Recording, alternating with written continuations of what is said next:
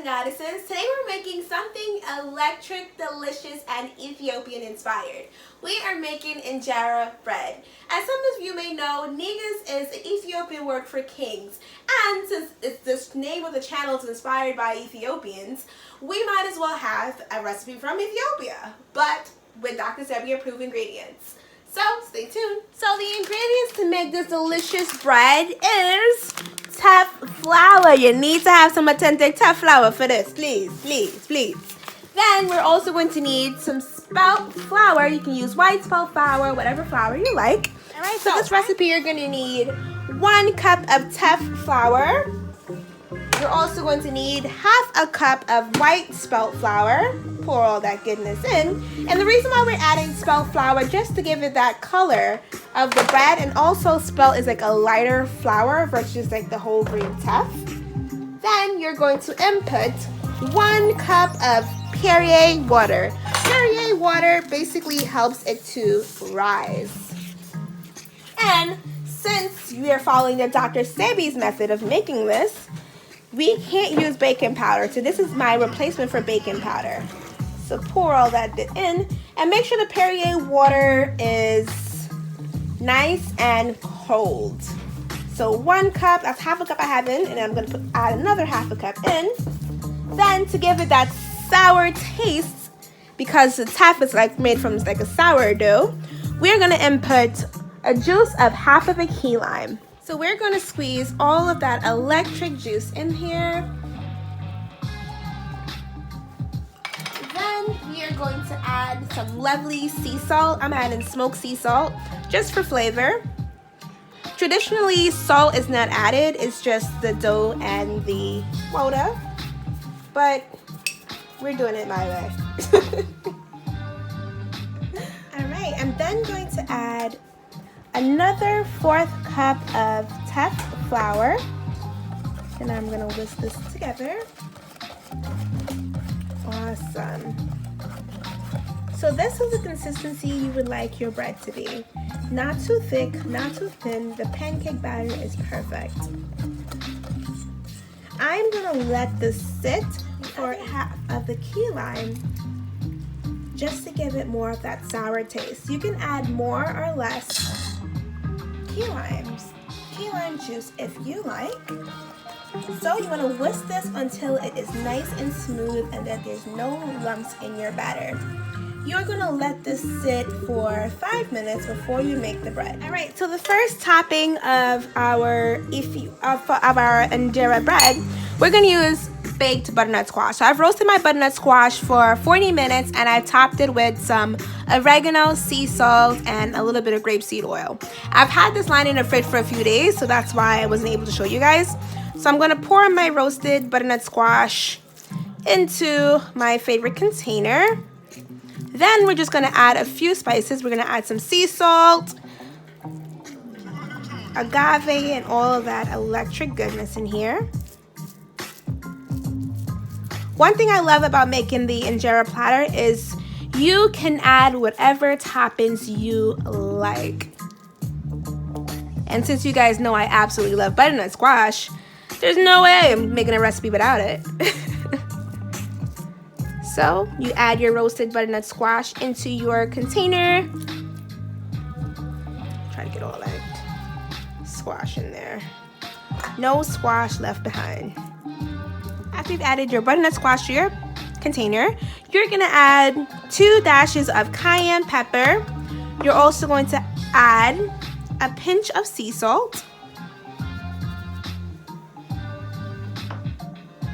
half a teaspoon of agave. Then you're going to mix all of this goodness up. Set it aside and move on to your next topping. The next topping, you're going to need 1 zucchini, 1 yellow squash. You're also going to need some red onions. That's half a slice of red onions. And you are going to need some lovely scallions. And you're approximately going to need 2 scallions. You're going to saute all of this goodness. To your pan, you're gonna add half a teaspoon of grapeseed oil. And one amazing thing about the Ethiopian culture is, before they make any dish, they like to season the oil. So I'm going to input 2 bay leaf into my oil. Then I'm going to input my onions.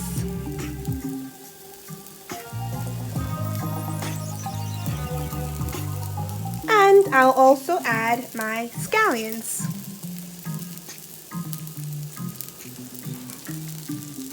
I'm going to saute this until the onions are translucent. This is optional, but I'm also going to add some fresh dill inside here. And this is just to flavor the oil. So after I've added all of the goodness inside, then I'm going to add the zucchini and the squash. So pour all this electric goodness in here. And I want the veggies to have a nice crisp look. So I'm going to let it sit for a minute before I flip it. To this, I am going to add some spices. I'm going to add a pinch of sea salt.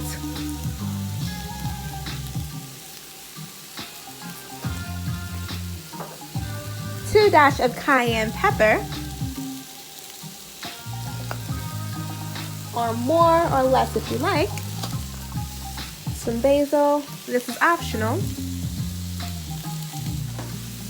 Then I'm going to mix all of this goodness together.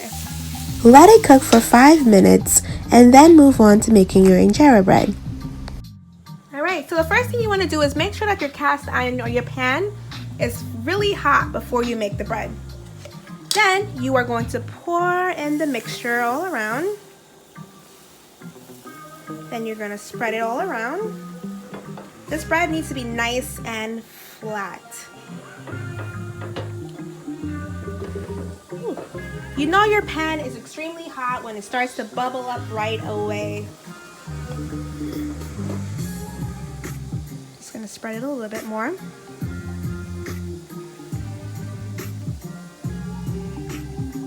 So after you have spread it, then you are going to put a lid on it so it can steam nicely. You're going to let it steam for approximately 1 minute before you flip it. So after it is steamed nicely, it's time for you to flip it. So go around the edges just to make sure that it's not sticking to the pan. Oop. And it's ready to flip. Perfect. Then you do flip and voila. Let it cook on the other side for 30 seconds and then your bread will be finito. We're gonna make a tomato chickpea mixture. So you're gonna need 5 cherry tomatoes and about 5 sun-dried tomatoes as well. Sprinkle just a little bit of sea salt in this, and then you're going to blend until it's a nice tomato paste consistency. Seed oil. We're then going to input, because we have to season our oil, we're also going to input some fresh dill, a 4th slice of red onion, 2 scallions, and 1 red bell pepper. We're going to throw all of this electric goodness to the mix, and also 2 cherry tomatoes. We're going to saute this for 1 minute before we add in our lovely chickpeas. Put 1 cup of cooked chickpeas.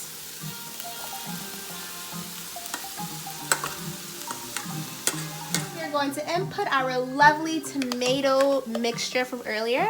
Our tomato paste. Pour all that electric goodness in there. Then we're going to input our lovely spices. So I'm going to input 2 dashes of cayenne, a pinch of sea salt,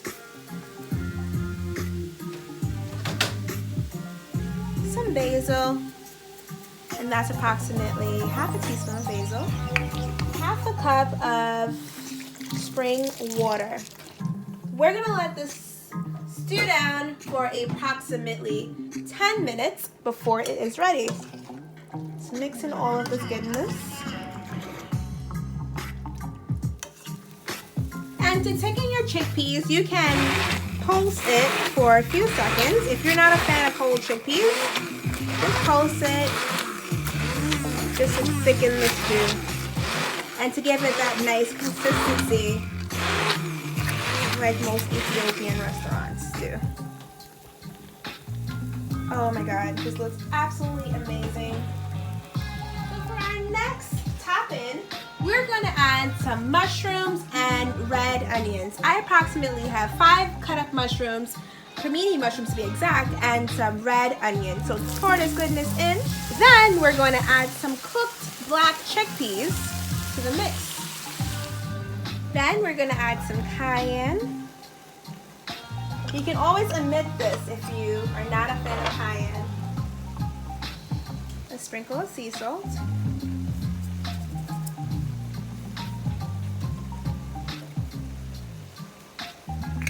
A dash of coriander. I'm going to mix all of this goodness together.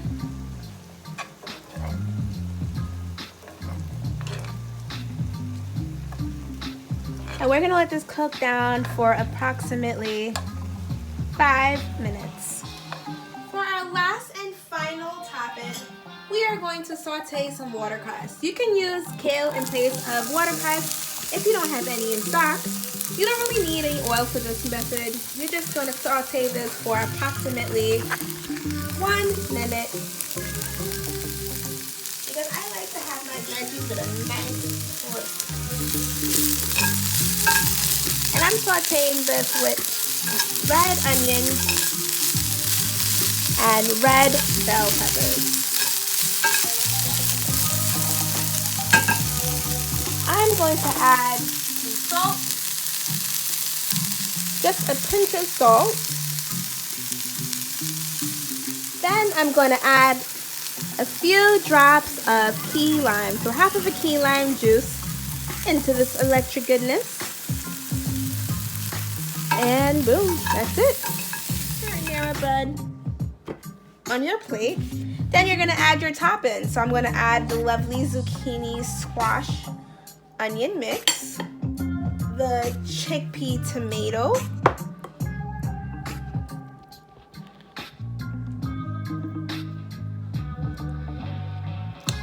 to the mix, butternut squash mix,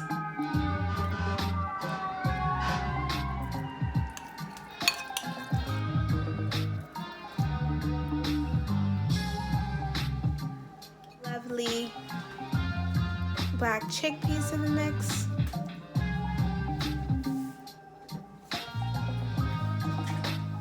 then last but certainly not least, we're going to add our lovely watercress onion and pepper mix.